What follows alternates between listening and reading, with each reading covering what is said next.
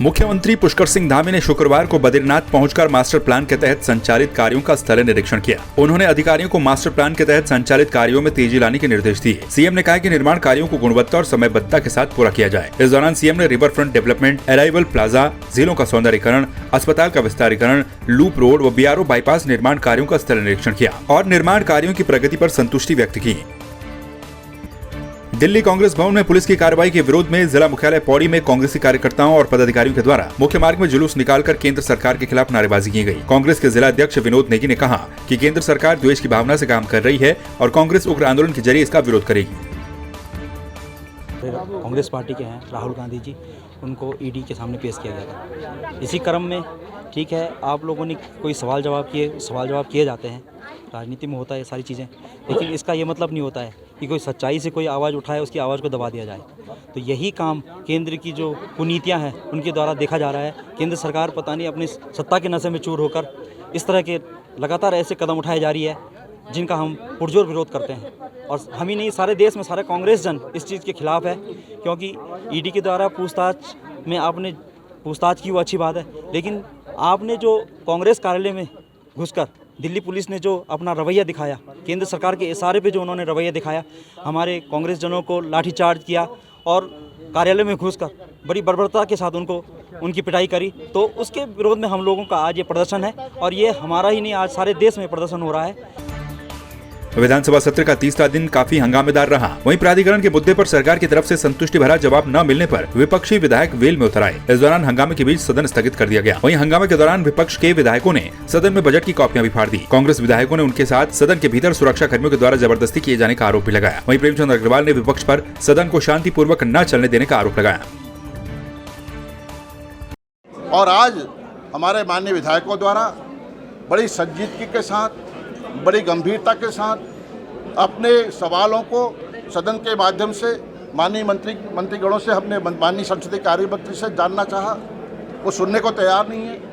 पूरा शोषण, पूरा लूट हो रही है, जनता में नाराजगी है, आक्रोश है, गरीब कहीं का नहीं है, गरीब के काम नहीं हो रहे हैं, आम आदमी परेशान है। शहरी क्षेत्रों में छोड़िए, ग्रामीण क्षेत्रों में भी इन्होंने अपने हाथ पांव फैला लिए हैं, वहाँ पर भी पैसा लिया जा रहा है, बिना पैसे के कोई काम नहीं हो रहा है। तो हमारे सभी माननीय सदस्यों ने इसमें अपना वक्तव्य दिया, लेकिन सरकार के कान में जू नहीं रहेगी। सरकार सवालों से बनना चाहती है।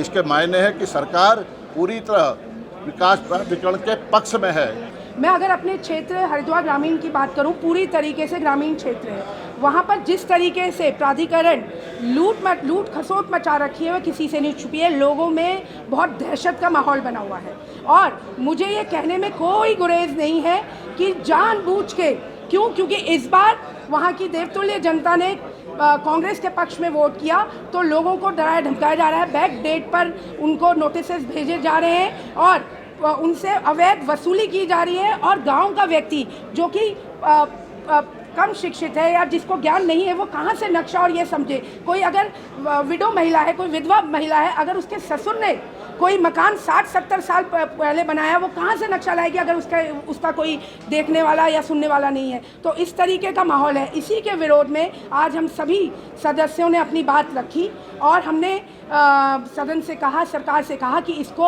अभी समाप्त कर दिया जाए, लेकिन हमारी नहीं सुनी गई। हम वेल में गए, हमने शांतिपूर्ण ढंग से बात रखी, हमने कहा इसको अभी फौरन तत्काल प्रभाव से समाप्त करें, नहीं सुना। हर माननीय विधायक ने जो उस पर अपने प्रश्न लगाने चाहे थे, एक एक प्रश्न का जवाब सरकार के द्वारा यानी कि सदन के अंदर दिया गया। और ये उन्होंने भी स्वीकारा है कि जब मैं अध्यक्ष विधानसभा था उस समय जिला विकास प्राधिकरण को जिस प्रकार से पूरे प्रदेश में लागू किया गया था, उसके लिए एक समिति बनाई गई थी माननीय चंदन राम दास जी की अध्यक्षता में, और उस समिति की रिपोर्ट को भी विधानसभा में टेबल कर दिया गया, लेकिन वो शायद उसको सुनने को तैयार नहीं थे। बार बार एक ही बात कर रहे थे। मैंने उन्हें कहा कि नक्शा पास कराना जिला विकास प्राधिकरण में स्वैच्छिक है, आप कराइए नहीं कराइए, लेकिन सुनने को तैयार नहीं।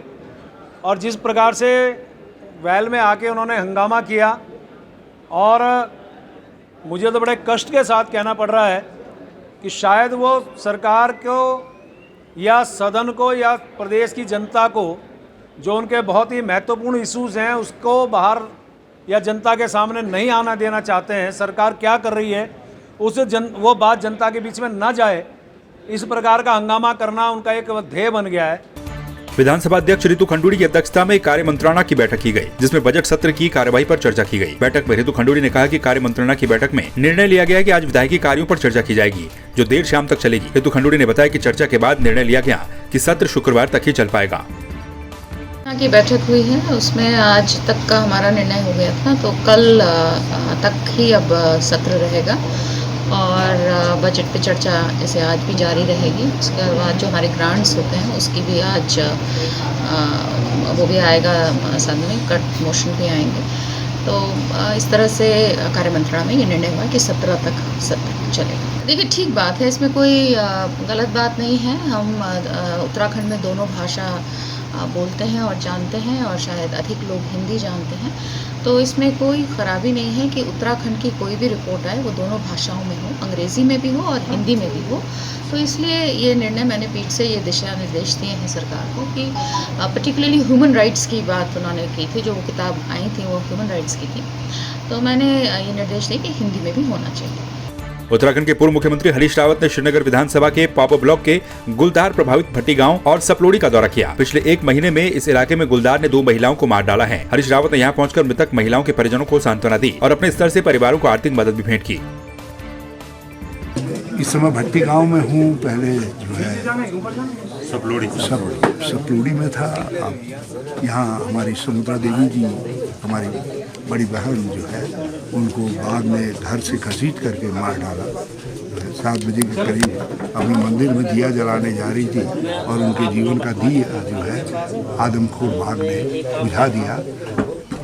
परिवार में 2 ही महिलाएं थी और दूसरी महिला को जब आभास हुआ कुछ दुर्भाग्यजनक हो रहा है, वो चिल्लाई तो एक आध भाई उनके जो है पंजी भाग करके आए, उन्हें पत्थर से डाले तो किसी तरीके से उनकी निर्जीव देह मिल पाई। और ये हमारे गांव के अंदर भय व्याप्त है, क्योंकि महिलाएं 1-2 हैं, बाकी लोग सब कमाने बाहर गए हुए हैं। अब खेती उतनी रह नहीं गई है, तो ये सब चीज़ों से गाँव के अंदर आतंक की स्थिति पैदा है। मैं आज पंत परिवार जी हैं, यशपन जी हैं, इनके परिवार के सयाने हैं, इनके यहाँ मिलने के लिए आया हूँ, इन तक अपनी सांत्वना पहुँचाने के लिए आया हूँ। जैसे कि हम सब जानते हैं कि गुलदार का जो डर है वो गांव में इतना ज़्यादा बढ़ चुका है कि लोग जो है वो बाहर खुलेआम घूम भी नहीं पा रहे। 1-2 जनों को अपने साथ लेके जा रहे हैं, क्योंकि दिन दिहाड़े बाघ घूम रहे हैं। साथ ही साथ हमारे घर के जो गार्जियन है, मेरी दादी, उनको भी इसी के अटैक के थ्रू जो गुजरना पड़ा। उन्होंने हमें यही कहा कि अगर आगे हमें किसी चीज़ की ज़रूरत पड़ती है तो हम उनसे संपर्क करें या उन्हें कांटेक्ट करें। बाकी उन्होंने भी हमें सद्भावना दिखाई हमारे प्रति, और बस हम यही कह सकते हैं कि हमने जैसे ये हमने अपना एक क्लोज वन लॉस्ट कर दिया, हम चाहते हैं और कोई ना करे और किसी फैमिली पे ये दुख ना पड़े। बस हरीश रावत जी ने जो है यहाँ पे जो पीड़ित परिवार को यहाँ पे शोक संवेदना व्यक्त करने यहाँ पे पहुँचे, तो इसके लिए मैं पहले तो अपने गांव की तरफ से उनको बहुत बहुत धन्यवाद देता हूँ कि जो उन्होंने समय निकाला, पीड़ित परिवार को उन्होंने यहाँ पे हौसला बढ़ाया है। हर प्रकार से जो भी सरकार की तरफ से जो उनको मिलना चाहिए था, उन्होंने अपने पूरा आश्वासन दिया है कि सरकार में हम इस बात को रखेंगे और जो हो संभव हो सकता है हम उनका हर प्रकार से सहायता करेंगे। ग्रामीणों ने कि हमारे गांव में जो श्रीमती सुषमा देवी थी, हमारी बहन थी, वो जंगल काफ लेने गई, वहाँ पर दूसरी महिला भी थी उसके साथ ही, हमारे बाघ ने उसको नेवला बना दिया और हम लोग सभी उस दिन में परेशान। फिर वो पकड़ा गया, फिर बाघ को पिंजरा लगाया गया, पिंजरा लगाने से बाघ फंस गया। हम लोग सभी ग्रामवासी गए, हमारे प्रधान जी भी गए, प्रधान जी ने हमको सबको घर भेज दिया। बाद में सारे गाँव गाड़ी को ऊपर सड़क में बहुत सारी गाड़ी आई, जिला के पता नहीं कहाँ से आई वो गाड़ी, हमने यह सब नहीं देखा। वहाँ पर गए सभी लोग घास लकड़ी बचाने के लिए, पता नहीं किसने आग लगाई। देख रहे होंगे कि हमारी घर की स्थिति भी खराब है और पापा हमारी मजदूरी करते हैं, तो हम ये चाहते हैं कि हम तीनों बहनों में से एक को सरकारी नौकरी मिल जाए और घर की स्थिति भी ठीक हो जाएगी। फिर उसके बाद वो तो मेरे हाथ में डाबा रह गया था, मेरे डाबा चले गया बाघ, तब बाघ जरा ऊँध भर गया। पहले में खाया जो तीसरे दिन वह खा दिया, अब बाघ हिँड्छ कि बाघ होती तो जुर्मान हुनु छ और मानिस कोही जुर्मान नहीं छ तो रुपयामा टर्काना सरकार हिँड्छ कि ये बाघ की सब गोंधुली जाऊँ था पेंजर करे और ये कैसा को केस वापस से आना हम पे। नई टिहरी मेन पोस्ट ऑफिस में कर्मचारी अपनी 4 सूत्रीय मांगों को लेकर धरने पर बैठे हैं। कर्मचारियों ने उच्च अधिकारियों पर कर्मचारियों के शोषण का आरोप लगाए हैं। इस मामले में डाक अधीक्षक भी जांच की बात कह रहे हैं। पोस्ट ऑफिस के अधिकारियों का कहना है कि आंदोलनरत कर्मचारियों की मांगों को लेकर जांच कमेटी गठित की गई है और जांच रिपोर्ट आने के बाद ही आगे की कार्रवाई की जाएगी। और प्रशासन की तरफ से कोई इसमें आश्वासन नहीं दिया जा रहा, ना हमें कोई बुलाया ऐसा है। और हमारा जो ये धरना प्रदर्शन आगे चलता रहेगा। विशेष सूत्रों से ज्ञात हुआ है कि हमने एक ज्ञापन श्रीमान chief postmaster general Uttarakhand circle को भेजा था और वहाँ पर कुछ अधिकारियों ने उस पत्र को दबा दिया है कि श्रीमान चीफ पोस्टमास्टर जनरल के पास ये बात ना जाए और इस तरह से ये कार्य कर रहे हैं। किंतु हम ऐसे कार्यों के प्रति अपना धरना प्रदर्शन जारी रखेंगे। मेरे बिल्कुल संज्ञान में है।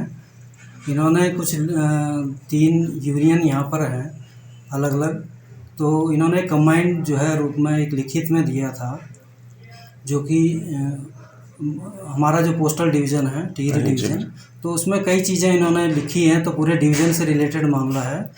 तो इनके जो भी शिकायतें हैं या जो भी बिंदु हैं वो मेरे संज्ञान में है और वो मैंने अपने एएसपी को जांच में दिए हुए हैं। जो भी जांच रिपोर्ट आएगी उसके बाद जो भी उसमें अगर कोई दोषी होगा तो उसके खिलाफ़ मैं कार्रवाई करूँगा और जब तक जांच रिपोर्ट नहीं आती है तब तक के लिए जो है कुछ भी कह पाना संभव नहीं है।